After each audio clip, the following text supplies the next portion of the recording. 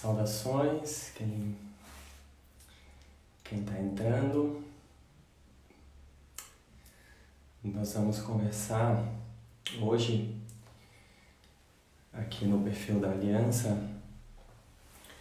O tema é o yoga como um método, né? O yoga como um saber, como um método autônomo. A ideia é a gente conversar um pouco da relação, primeiro definir o yoga, definir o que seria yoga a partir de alguns textos, né? Uma definição que insira aí toda a riqueza dessa prática, que englobe toda a riqueza dessa prática, e discutir também, conversar um pouco, que é importante, sobre a relação do yoga com outros saberes, com outras áreas do conhecimento.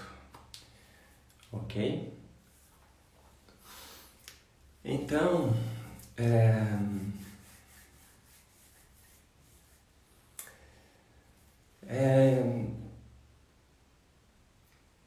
uma questão muito... Valeu, Daniel. É uma questão muito delicada a gente definir o yoga. Definir, a gente consegue definir, os textos colocam uma definição.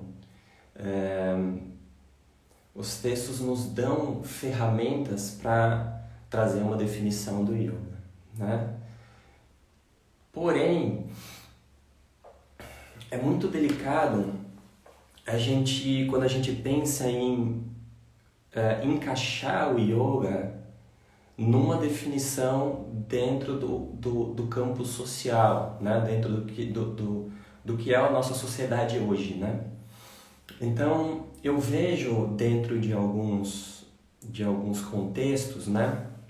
Algumas pessoas defendendo que o yoga é uma ciência. Em outros contextos eu vejo alguns outros estudiosos e pessoas defendendo o yoga como uma filosofia. Algumas outras pessoas colocam que o yoga é uma religião. Dentro da proposta que a gente vai, né, que eu vou lançar aqui, que são coisas que fazem parte das minhas reflexões pessoais, do meu estudo, eu tenho estudado bastante sobre esse tema nesse momento.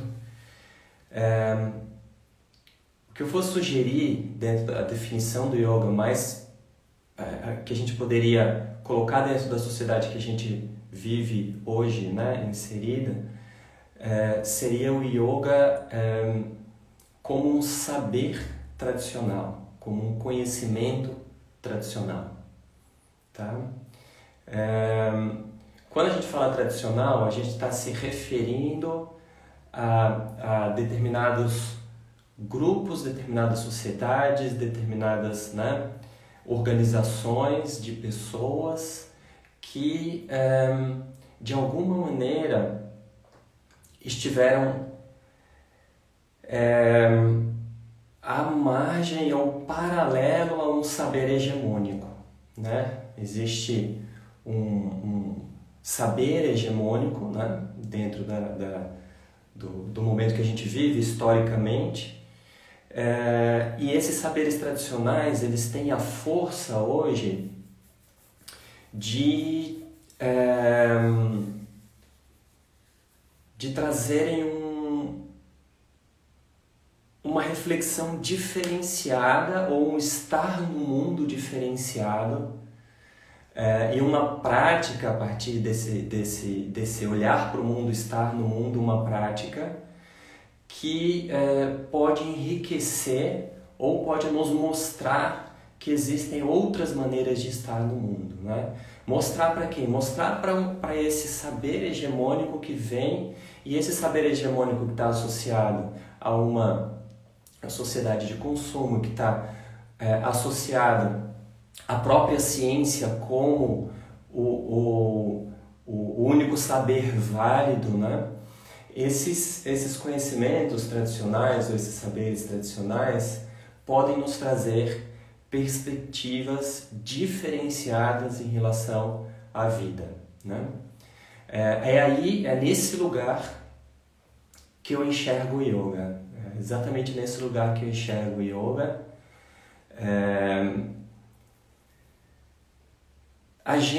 Muitas das questões que a gente vive hoje, que a gente sofre hoje, né, em relação a um estilo de vida que se distanciou da natureza, um estilo de vida que em muito se alienou da vivência corporal, da vivência do corpo vivo, desse corpo em contato com a natureza, não necessariamente o corpo estético, né? Mas o corpo enquanto força vital, energia vital, né? Em relação com a natureza, em relação com essas forças da natureza. A gente se alienou muito dessa vivência dentro desse estilo de vida que a gente leva.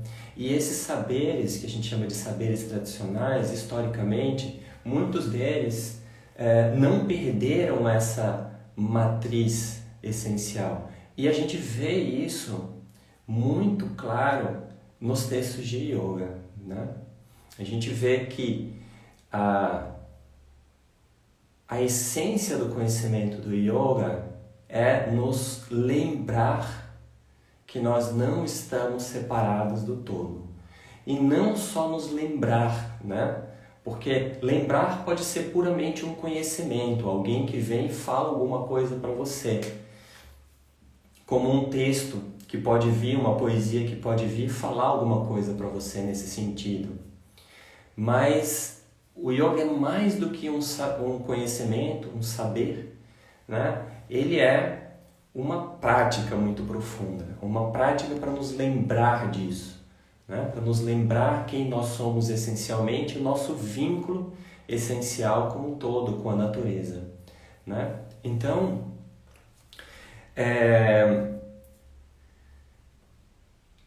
a primeira vez, para ver como isso aparece dentro dos textos de yoga, né? Para a gente, depois disso, lançar uma definição de yoga e conversar mais sobre a relação do yoga com os outros saberes, né, atuais, vamos fazer uma viagem lá para as Upanishads, né? E aí, quando a gente está falando das Upanishads, a gente está falando do berço, né, de onde o yoga nasceu. Os Upanishads como a parte final dos Vedas, textos que a gente pode falar que datam de pelo menos 2000 anos antes de Cristo, né? Ou seja, textos muito antigos. E a gente tem uma certa fantasia, isso faz parte do nosso pensamento moderno, de que algo antigo, né, ele perde a validade. Mas quando a gente está falando de um conhecimento essencial, de um conhecimento que fala sobre a natureza daquilo que nós somos e os nossos vínculos fundamentais, né, com o outro, com a natureza, isso é um conhecimento que não perde a atualidade. E o que está contido nas Upanishads ali, nesses primeiros textos, é exatamente um olhar, né, tenta trazer para a gente com uma linguagem muito poética, tenta mostrar ou tenta trazer para a gente, né, revelar para a gente que nós não estamos separados do todo. Porque o yoga vai dizer que a gente comete um equívoco essencial, um equívoco fundamental. E esse equívoco fundamental é que a partir da nossa cognição, a partir da nossa percepção do mundo, a gente está inserida no mundo e a gente percebe o mundo, né? A gente percebe os objetos, a gente tem essa vivência de ver, de olhar, de sentir através da pele, de perceber a textura das coisas, a forma das coisas, e aí a gente diz: eu percebo o mundo. Como se esse eu, né, que percebe, estivesse à parte e separado desse mundo no qual a gente está em relação. E aí o yoga vem como, esses primeiros textos, especialmente os Upanishads, como cantos, porque eles são feitos muito né, são escritos muito em forma de poesia, do vislumbre dos rishis que perceberam em suas próprias mentes que nós não estamos separados do todo. Então esses primeiros textos de yoga, eles são praticamente um vislumbre desse olhar, né? Geralmente eu digo um olhar, e as Upanishads são um vislumbre desse olhar essencial, né? E o olhar essencial é isso, nós não estamos separados desse lugar, né? Nem nós estamos separados do outro, não estamos separados do todo, ok? E esse é assim que as Upanishads vão trazer isso de uma forma mais poética. E por que é importante falar isso? Porque não quer dizer que a linguagem poética é menor. E muita linguagem poética alcança, né, lugares que a linguagem lógico-racional, metodológica não alcança. Mas aqui a gente está querendo pensar o yoga como método. E quando a gente olha para as Upanishads, a gente não consegue ainda extrair das Upanishads, desses textos primeiros ali, o yoga enquanto um método elaborado, né? O yoga vai aparecer ali como uma visão, como um vislumbre dessa unidade da vida, certo? Mais tarde, um período depois, vão surgir os textos, outros textos como a Gita, né? E na Gita, na Bhagavad Gita, que já traz uma característica diferenciada, né? E a característica diferenciada da Gita é o seguinte: nas Upanishads não aparece para a gente o sofrimento humano, não tem um personagem, ou porque elas são construídas em formas de histórias, né, até que o conhecimento chegue, não tem ali dentro daquele contexto um personagem, uma pessoa que esteja sofrendo, que esteja com a mente confusa. O que existe nas Upanishads são perguntas essenciais, né? Perguntas sobre a vida, perguntas essenciais que a pessoa leva até um professor e a pessoa responde. Para dar um exemplo de uma das perguntas que está ali dentro da Katha Upanishad, né? Que é: o que acontece depois da morte? Algumas pessoas dizem que quando a gente morre, acaba. Outras dizem que quando a gente morre, algo permanece. O que é aquilo que permanece? Essa é uma pergunta da Katha Upanishad, né? Então a gente vê que é uma pergunta existencial, é uma pergunta completamente atual, como a gente comentou, que existem questões essenciais em relação ao ser humano que não dizem respeito ao tempo, ou seja, o tempo não tira a atualidade, né? Já na Gita, quando a gente vai para esse texto que é a Gita, que também fala de yoga, ou o conhecimento do ser, o conhecimento da unidade ou da não separação, né, entre nós e o todo, vai aparecer uma pessoa, né, um personagem ali que sofre, né, que está sofrendo. Arjuna, naquele momento, que vai começar aquele texto ali, ele traz o sofrimento humano. E o que o sofrimento faz com a gente, o sofrimento pode fazer duas coisas. Pode nos sensibilizar, né? Ou pode nos distanciar e criar agitações, confusões na nossa mente. E o que esse personagem está vivendo ali é uma confusão, que é Arjuna, ele é uma confusão. A gente não vai entrar nos detalhes ali em si da Gita, Mas o que ele está vivendo no início da Gita é um sofrimento junto com essa confusão mental. Então, se a gente estivesse falando de Upanishads, o ensinamento chegaria até ele, ou seja, o conhecimento chegaria até ele pela boca de alguém, ou que a gente diz pela boca da própria tradição que vem vindo, do próprio conhecimento que já existe naquele lugar ali. E na Upanishad o aluno entenderia e acabou o texto, ou faria algumas outras perguntas e ali encerraria o texto. Mas o que acontece na Gita é que o professor da Gita, que é Krishna, ele fala para Arjuna tudo que poderia falar sobre a nossa, sobre nós não estarmos separados do todo. E como Arjuna está com a mente confusa, ele não alcança aquele entendimento, ele não consegue entender naquele momento.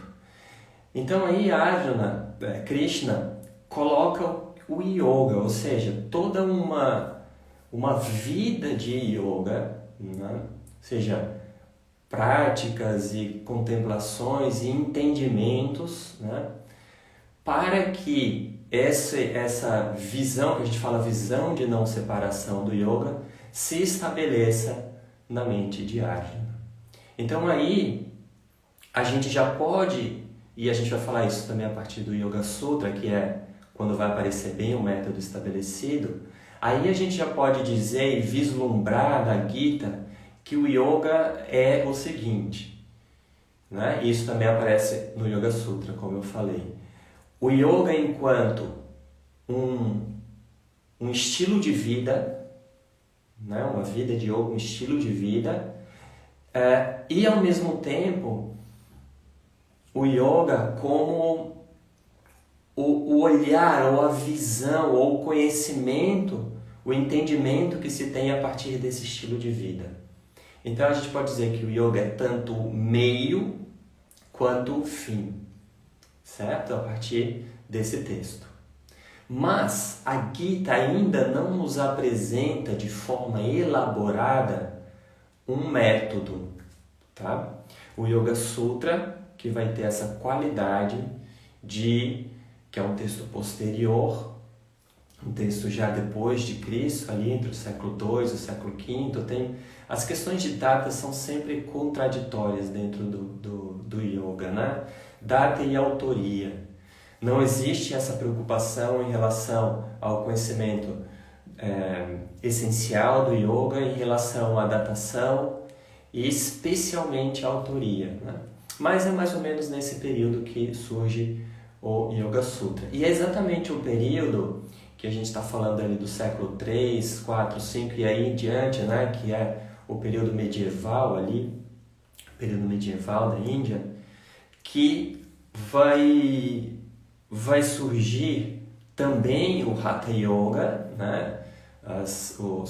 os textos de Hatha Yoga, as elaborações do Hatha Yoga, e o importante é que nesse período vai começar a surgir a definição do yoga enquanto um método, a sistematização. Patanjali ele é um grande sistematizador. Então, se a gente quer pensar, como é a sugestão aqui, a gente quer pensar o yoga enquanto um método, a gente não tem como não recorrer ao Yoga Sutra. O Yoga Sutra é o grande texto para isso. E lá Patanjali vai colocar para a gente qual é o método do yoga, ou seja, o que ele vai colocar como os membros do yoga, E é importante a gente pensar sobre isso, porque quando ele está falando de membros, ele está falando de coisas que a gente pode pensar, desses membros estão conectados a um centro comum, a um coração. A ideia que eu sugiro da gente pensar, a imagem para a gente pintar, é uma mandala. Então visualiza uma mandala de 8 pétalas, na qual todas as pétalas estão ligadas a esse centro. E o centro é o coração do yoga. E o coração do yoga é mostrar pra gente que nós não estamos separados do todo. Esse é o coração do yoga. Então, vamos tentar pensar a partir disso. Vamos pensar então, qual é o objetivo da prática de asana? Tem textos que vão dizer, textos de Hatha Yoga inclusive, asana desenvolve força física. O Patanjali mesmo vai colocar estabilidade e conforto, essa estabilidade no corpo, não só a estabilidade do corpo em si, da materialidade do corpo, mas a estabilidade de estar nesse corpo. E ele vai falar também de um conforto em relação ao corpo. Porque a pessoa pode, isso é interessante da gente pensar, a pessoa pode ter um corpo forte e flexível e não estar confortável nesse corpo. Então é muito mais do que ter um corpo forte e flexível. É estar firme e confortável nesse corpo que eu tenho disponível aqui para mim, nesse momento, disponível para viver, para interagir, para entrar em contato com o mundo, para estabelecer os encontros na vida. Então, asana, apesar disso, a gente pode pensar o que é o coração. O asana está ligado ao centro, né? Então, o que é o coração? A asana não se distancia dos outros angas no sentido de ser também um meio e um veículo para reconhecer que eu não estou separado do todo, né? A gente pode dizer, num primeiro momento, fisicamente, né? Eu não estou separado do todo ali. E depois a gente pode dizer sutilmente, né? E aí a gente já vai começar a entrar nos outros angas. Mas o yoga em si, esse método que Patanjali está colocando para a gente, como Ashtanga Yoga, eu dei o exemplo do asana para mostrar que ele está ligado a um coração, a um centro, porque é a prática que mais se fala hoje dentro do yoga é praticamente se gruda yoga ou hatha yoga ao asana. Mas esse método que Patanjali apresenta para a gente, ele começa por yama e niyama, né? Então a gente pode dizer, especialmente yamas, que é a ética do yoga, né? Os valores, uma ética, né? E aí a gente pensa, por que um método colocaria uma ética logo de início, né? Estabelecer no que não é uma moralidade, né? Uma ética, um valor. Por que começa por isso?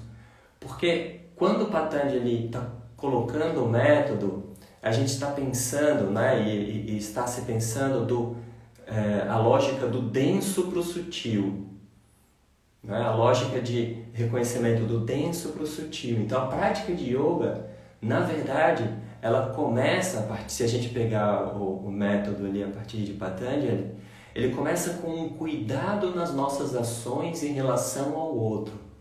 É um voto, e aí veja bem a atualidade desses textos. Yama é um voto que se faz em relação a todos os seres, em todos os lugares. E qual é, por exemplo, vamos ficar só em uma aqui, Yama. O primeiro Yama é a não violência. Então, a gente pode dizer que a partir desse método proposto por Patanjali, a primeira coisa que a gente faria dentro do yoga seria um voto de não violência, ou de reduzir em mim os impulsos violentos em relação a todos os seres, sem exceção.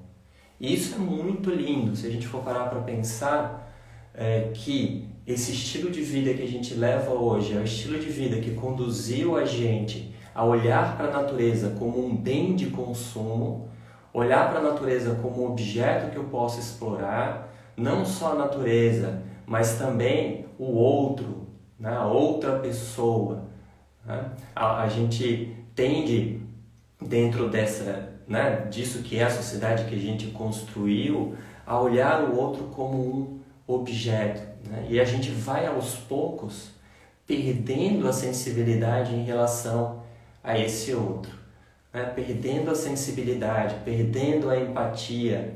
Então, o método do yoga, o início dele, como proposto por Patanjali, é uma sensibilização em relação ao outro. A gente disse que fazer um voto em relação a todos os seres é fazer um voto para enxergar todos os seres, para englobar, colocar esses seres, né, como diante do meu olhar, né, diante do meu cuidado. O yoga não quer que você tenha só um cuidado pela família nuclear e aí fechado, fora disso, o meu cuidado não vai. O yoga está falando de um cuidado, de uma empatia, de uma sensibilidade em relação a todos os seres. E aí começa o yoga. Pelo bem do todo e pelo bem individual também, ou seja, pelo seu bem. Porque o yoga vai dizer, né, que as nossas ações movidas pelos aspectos negativos da nossa mente, elas causam mais sofrimento para o outro e para nós, causam mais separatividade, mais dor, mais sofrimento. Então a gente fazer esse voto ou essa dedicação, né, de purificar a nossa mente e trazer o outro para incluir o outro dentro das nossas vidas e do nosso olhar, né, é algo que vai aos poucos purificando. A linguagem que o yoga vai dizer é purificando o nosso karma, mas na prática o yoga vai dizer, vai fazendo com que a gente vá levando uma vida de forma mais tranquila e mais leve, tá? Isso seria, em resumo, né, o início do que Patanjali propõe, que é Yama e Niyama. A gente coloca os dois juntos ali, a gente não teria tempo aqui para explicar os detalhes em relação a eles, mas basicamente é isso. Depois, então, ele vai falar de asana, tá?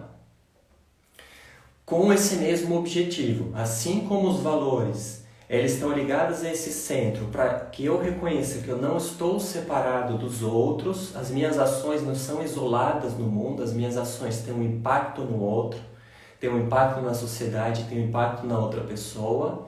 Quando a gente vai para o asana, a gente vai começando a reconhecer, e esse é o objetivo essencial do asana, que esse corpo, ele faz parte da vida, né? As forças que regem esse universo,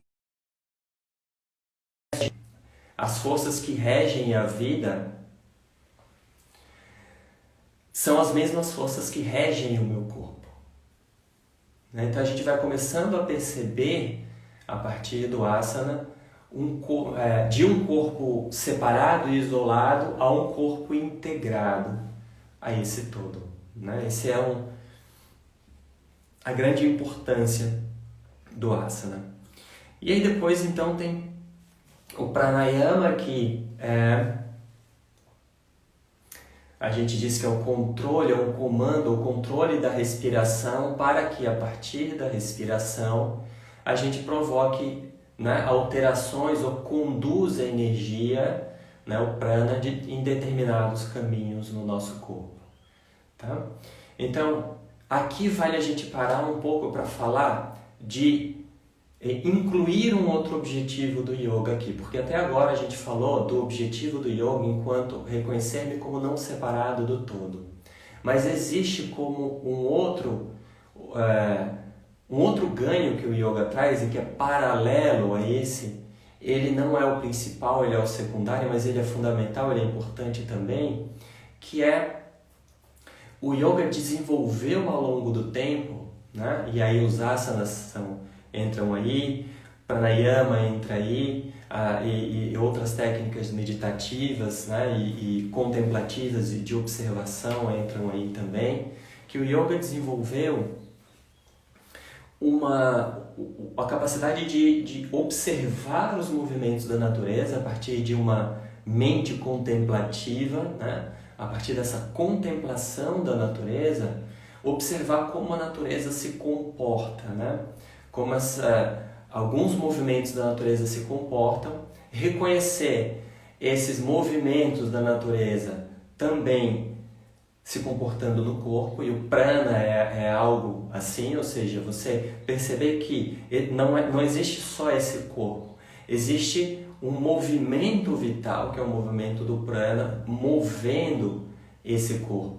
E não só isso, que eu posso alterar esses movimentos, conduzir esses movimentos a partir de ações como pranayama, bandha, mudra, né? Então, esse a gente diz que é um objetivo secundário, no sentido de que essas ações têm um valor muito forte de promover uma força, uma saúde, uma longevidade, uma atentividade, né? Então, são qualidades que essa prática pode trazer para a gente. Geralmente a gente tem essas qualidades de saúde, vitalidade no corpo, longevidade como principal do yoga, né? Mas a gente vê a partir dos textos que eles são importantes, mas eles são secundários se a gente não reconhece que a gente não está separado do todo, porque o yoga vai dizer que a razão do nosso sofrimento é esse não reconhecimento. Então o yoga quer ir pela raiz do problema, que é a ignorância, certo? Mas é importante a gente falar desses ganhos, né? Ou dessas técnicas que trazem muitos benefícios ali para a nossa vida, nesse sentido de que a gente fala geralmente de qualidade de vida, certo? Então a gente diria que o principal então do pranayama não é apenas a gente mover a energia vital de uma determinada maneira para a saúde, para o benefício da saúde, para a qualidade de vida, mas o principal é reconhecer que existe uma força essencial, uma força vital ali, e que essa força vital, essa força que anima o meu corpo, é a mesma força que está presente na natureza. É a mesma força que faz com que o sol, né, ilumine, com que o sol queime, com que o sol arda, é a mesma força que faz com que uma planta cresça, a mesma força que faz com que a vida se multiplique, com que uma semente ela germine, com que uma flor abra e floresça. Então, essa energia vital, ela está presente em tudo que a gente vê, em todas as vidas, né? Por isso que é dito que o prana é aquilo que nos conecta a todos os seres vivos em silêncio. A gente não percebe, mas nós estamos conectados a todos os outros seres vivos através desse fluxo vital que é o prana. E esse fluxo vital, ele pulsa aí no seu corpo e é o que te mantém, que te sustenta vivo ali. Então, em essência, o pranayama, ou essa parte de movimentar, reconhecer o prana como energia, é reconhecer-se como não separado dessa energia primordial que é o prana. E aí a gente tem essa segunda parte, né, que eu digo segunda parte porque envolve pratyahara, dharana, dhyana e samadhi, para fechar os 8 membros, que aí a gente pode incluir tudo isso. Existem diferenças, algumas diferenças ali, né? Pratyahara é o controle do alimento, né? É ter um manejo, um controle sobre aquilo que passa através dos meus sentidos e que eu sei que vai causar impressões na minha mente. Então, se eu tenho um determinado comando sobre os sentidos, eu posso evitar com que impressões negativas ou impressões que vão causar um impacto negativo cheguem até a minha mente, alimentem a minha mente. Assim como eu posso ter um controle do alimento em relação ao que eu vou comer e que eu vejo que é benéfico ou que não é, e isso também em relação aos outros sentidos. Mas o Pratyahara quando a gente está falando de Pratyahara, já é um movimento da nossa mente. Porque quando a gente fala de Pratyahara, Dharana, Dhyana e Samadhi, a gente está falando de um movimento cognitivo, né? De um movimento da mente. Tá? Uma capacidade de atenção, uma capacidade de atentividade. É a parte que a gente fala que está associada à meditação. Tá? E isso vai estar presente em muitos textos, tanto textos de yoga quanto textos tântricos. Quando a gente fala textos de yoga como o Yoga Sutra, mas outros textos tântricos e textos de Hatha Yoga, a meditação tem um papel fundamental dentro da prática de yoga, porque é a partir dela que eu vou reconhecer algo que para minha mente é muito difícil de reconhecer, né? Eu vou reconhecer um silêncio que permeia a mente, ou um espaço na mente que é livre de qualquer conceito, livre de qualquer significação, livre de qualquer forma. Então, a gente está sempre lidando com a forma, lidando com a significação, que é essa voz constante na mente, que Patanjali vai chamar de Chitta Vritti. Por isso que Patanjali vai definir o yoga no início lá do Yoga Sutra como o yoga é a desidentificação, pode ser a tradução comando, mas ou desidentificação, em relação aos movimentos da mente. Quando ele está falando comando ou desidentificação, o que ele está querendo dizer, de certa maneira, é reconhecer um espaço mais amplo do que o pensamento em si. A gente pode dizer que é um espaço de silêncio, um espaço de não significação ou um espaço de pura presença. Um simples estar ali, um simples iluminar. Né? É isso que é o ser, né? Isso que é esse reflexo do todo na sua mente, é essa pura presença que ilumina os objetos e que essa pura presença é livre de qualquer forma, livre de qualquer significação. Então a gente diz que, em essência, a meditação é a descoberta de um espaço contemplativo, a capacidade de contemplar. E a gente pode achar que isso é trivial, mas não é, porque o que a nossa mente está acostumada a fazer, o movimento cognitivo que a nossa mente está mais acostumada a fazer e que ele intrínseco à mente, ele pertence à mente, mas ao mesmo tempo ele é o mais estimulado dentro da sociedade que a gente vive, dentro do coletivo, né? Que é um movimento de tomar para si. A mente vai lá e quer tomar para si. Né? Então, ela contempla alguma coisa bonita, ela quer aquilo para si. Ela contempla um pôr do sol, eu quero aquilo de novo, eu quero isso para mim. Então, é exatamente esse movimento de tomar para si, né, que rompe com o estado ou com esse momento ou com esse espaço, vamos dizer assim, de contemplação.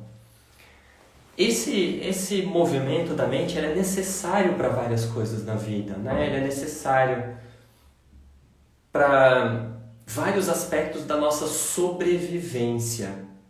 Mas a gente não precisa viver todo o tempo como se a vida fosse uma luta pela sobrevivência. É isso que o yoga quer mostrar pra gente. A essência da vida não é a luta pela sobrevivência. A essência da vida é a beleza e a multiplicidade da manifestação essa multiplicidade aparente dentro de uma unidade. Então o yoga quer que a gente reconheça essa unidade básica na nossa mente, para que exista espaço na nossa mente para a gente contemplar a beleza dessa diversidade, dessa multiplicidade que é a vida. Então, em essência, a meditação, né, resumindo bastante, tomando um dos caminhos possíveis, a meditação é isso. E o método do yoga é esse, né, o método que Patanjali propõe, que eu estou sugerindo que a gente pense o yoga, é esse caminho de 8 partes, que, lembrando, passa por um reconhecimento dos valores, uma ética na vida, né? Ou seja, só isso já é uma prática para o nosso cotidiano, uma prática de a todo momento está acontecendo, porque é uma prática, como a gente falou, de abrir o olhar, de enxergar o outro, né? Então a gente vamos incluir yamas e niyamas aí, asana, que envolve uma prática física, uma prática com o corpo, né? Pranayama, que envolve ali técnicas respiratórias, que hoje tem muito a ciência está estudando para entender e ver e relacionar os benefícios disso, né, com a mente, com o corpo, coisa que o yoga já conhece há muito tempo, né? Patanjali já vai falar isso há pelo menos quase 2000 anos atrás.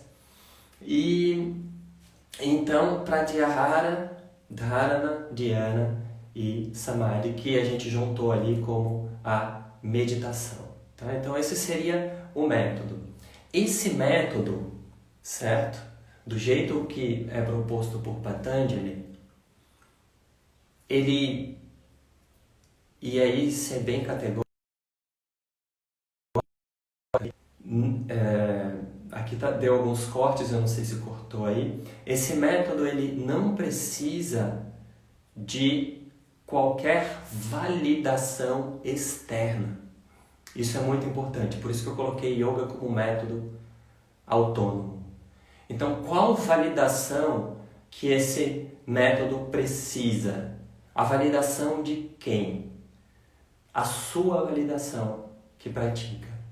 Então, essa pessoa que vai olhar para os valores ali que Patanjali propõe, incorporar esses valores, colocar esses valores na prática, vai assimilar uma prática de asana, junto com pranayama, uma prática de meditação, uma prática meditativa, e vai observando o que isso vai acontecendo na sua vida, se a sua vida melhora em relação aos outros, se você se sente mais integrado, se você se sente mais próximo do coração, mais integrado com o corpo, né? Mais integrado com o meio, com a natureza em si, né? Então, isso é a validação que o yoga precisa, né? O que a gente vê hoje, e por isso foi a escolha do tema, e a gente vai encaminhando ali já pro final, para os últimos 15 minutos, a proposta da gente pensar sobre isso é porque o yoga ele toma muitos formatos, né, dentro até na Índia, e quando não dá para dizer que o yoga é um conhecimento uniforme na Índia, é um conhecimento múltiplo, diversificado. Quando ele sai da Índia e vem para o Ocidente, aí ele se multiplica ainda mais, se associa a outros saberes, a outros conhecimentos e tal. Então, tem muita coisa muitas práticas que a gente pode colocar sob esse nome que é yoga. Mas ao mesmo tempo, existe um movimento hoje que é o movimento do yoga ser estudado pela ciência, por algumas disciplinas dentro da ciência, para tentar validar, né? Tentar provar, por exemplo, quais são os benefícios da meditação, e aí descrever, né, fisiologicamente quais são os benefícios da meditação, quais são os benefícios do pranayama, e tentar mostrar fisiologicamente o que acontece, né? Isso é muito interessante para a gente, né? porque de certa maneira dá uma visibilidade para o yoga e dá uma certa validação social, né? Mas eu não acredito que essa validação você precise para a sua prática. Não vai mudar a sua prática, ou talvez atrapalhe a sua prática, você saber o que acontece com a neuroquímica do seu corpo quando você está na meditação. Não acredito que isso vai ajudar, isso pode inclusive ser uma distração. Entende? Isso é uma das questões, mas isso não é o principal que a gente está conversando aqui. O mais importante é que a gente tenha o cuidado, e aí eu falando especialmente para professores de yoga, para pessoas que estão dentro desse papel de professor de yoga, é exatamente a gente pensar no yoga como um saber. E aí a minha sugestão é a gente pensar o yoga como um saber tradicional, autônomo, baseado em muitos anos de experimentação, de validação, de diálogo, de debate, porque o yoga nesses vários textos, a riqueza desses textos que a gente tem, ele foi um saber e um conhecimento muito debatido, né? E que a gente possa, a partir disso, tendo o yoga como um método autônomo, a gente tendo essa clareza de que é um método que funciona, né? Um método que pode ser aplicado, pode ser inserido na nossa vida e ele vai trazer transformações para a nossa vida. A partir disso, a gente dialogar com outros saberes, dialogar com a ciência e dialogar com outros saberes. Porque a tendência, e aí a gente vê a partir da validação do yoga, o yoga ganhando, por exemplo, a validação médica, indo para espaços médicos, indo para espaços da área da saúde, quanto mais isso acontecer, mais importante a gente ter claro qual é o papel do yoga, não destituir o yoga do seu coração, como a gente falou que é o coração do método, mas sobretudo de que o yoga é um método autônomo, porque a tendência de outros saberes, especialmente do saber científico, é se apropriar dos conhecimentos, Então, eu não estou falando só do saber científico, estou falando de outras áreas, Então, por exemplo, vou dar um exemplo aqui que existe a técnica de Nauli, Uddiyana Bandha, que são todas essas sucções abdominais, que para muitas práticas isso ficou meio de canto, Muitas práticas dentro do Hatha Yoga usam, mas várias outras não. E isso, de alguma maneira, já foi apropriado de fora com outro nome, se não me engano é ginástica hipotensora ou alguma coisa assim. E isso, na verdade, é uma técnica de yoga, Eu não estou dizendo que não possa ser usado fora do yoga, mas é um compromisso nosso como professores de yoga conhecer essas técnicas, conhecer a amplitude do yoga, para a gente saber, inclusive, que muitas vezes o que a gente acha que é uma coisa que veio de fora do yoga e que é incrível, ela veio de dentro do yoga, Então, quando eu cursei psicologia também, conversando com uma professora da área de cognitivo comportamental, ela pediu para eu dar uma aula de yoga e aí eu dei umas inspirações, o Yoga Nidra, e ela falou, olha, isso aí a gente usa em clínica, muito parecido com isso, com o que você colocou aqui pra gente. E isso naquele momento me deu aquele estalo de falar, olha, é uma técnica que pra gente é considerada básica porque está em toda a prática de yoga. A gente vai fazer o Yoga Nidra, a gente vai fazer uma conscientização da respiração, e muitas vezes isso é levado para fora e colocado como a coisa mais incrível, e não deixa de ser incrível, mas a gente não pode esquecer isso de dentro do yoga e a força que isso tem para transformar as pessoas e para, especialmente, ajudar com que as pessoas tenham mais autonomia em suas vidas. Então, pensar o yoga como um método autônomo não é tirar o yoga do debate e do diálogo, é inserir o yoga no e o yoga. Desculpa, tá caindo um pouco aqui. Então, continuando, é inserir o yoga nesse debate, nesse diálogo, né? Mas a partir de saberes do mesmo, falando né? A partir de lado a lado, não de cima para baixo, né? Então, é esse que eu vejo que é a grande beleza e a grande necessidade da gente pensar o yoga como um saber, como um método autônomo, porque merece, é uma riqueza muito grande. Se a gente, enquanto professores de yoga, a gente não tiver a clareza disso, do que é o método, da validade, da força que o yoga tem, a gente vai perder, né? Perde de aplicar técnicas, perde de conhecer técnicas, perde de ajudar pessoas e pode, inclusive, perder o direito de uso dessas técnicas, que é um outro debate paralelo a isso. Então, o que a gente precisa reforçar é exatamente isso. Só que, para isso, né, galera, a gente precisa de bastante estudo, bastante fundamento. Então, quanto mais a gente estudar os textos, correlacionar os textos,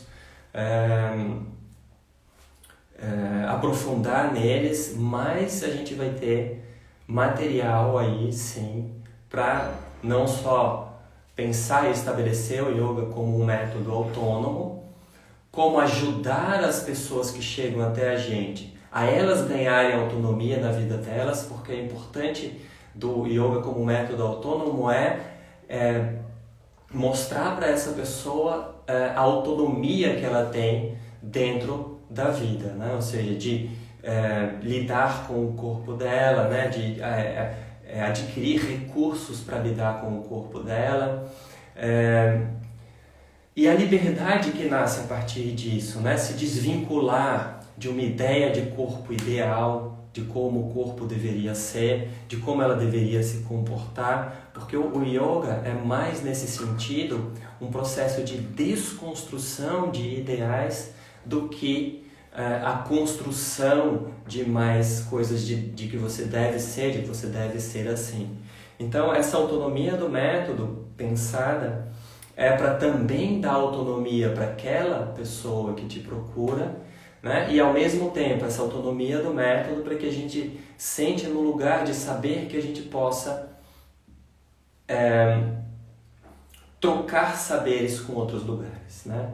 Especialmente aí a gente fala com a ciência, porque a gente tem as críticas às limitações do saber científico, mas ele inegavelmente tem uma riqueza muito grande que seria uma ingenuidade a gente não enriquecer o yoga a partir do conhecimento científico. Mas quando o contrário acontecer, né, a gente saber que o yoga também está levando para esses outros saberes e que, em última instância, você não precisa da validação externa de uma linguagem científica, por exemplo, para descobrir dentro dessa sua autonomia, para você descobrir os benefícios do yoga. Porque é interessante, às vezes eu vejo pessoas querendo uma validação, assim, querendo quais são os benefícios da meditação para eu, né, como se eu precisasse dessa linguagem científica, né, para me dar o impulso, a validação para eu sentar para meditar.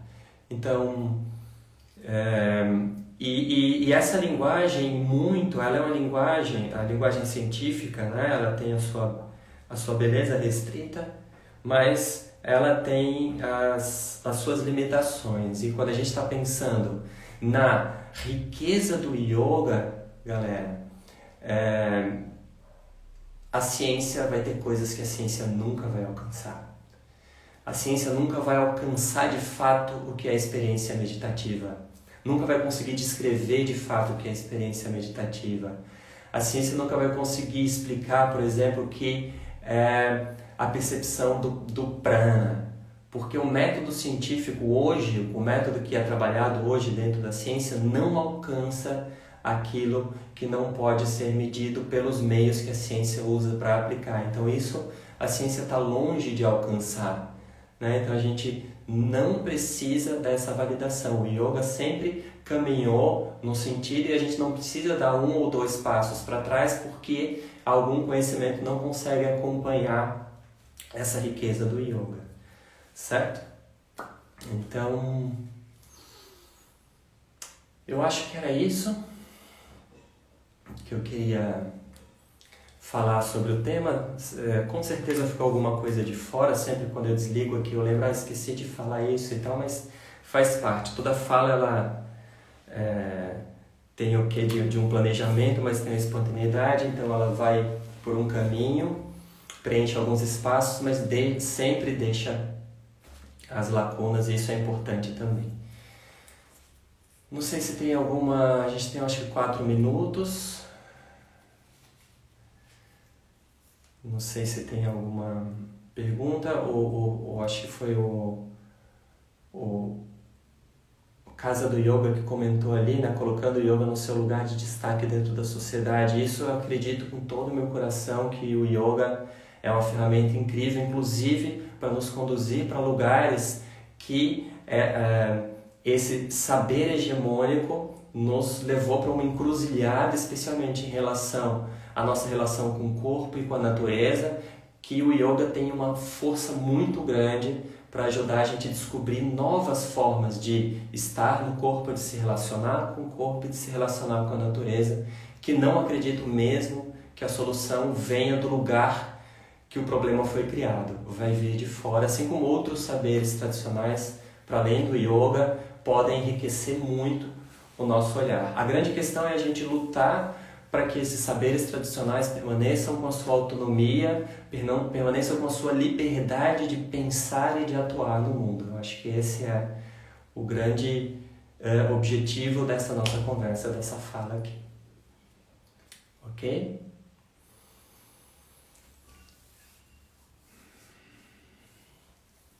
Bom, então...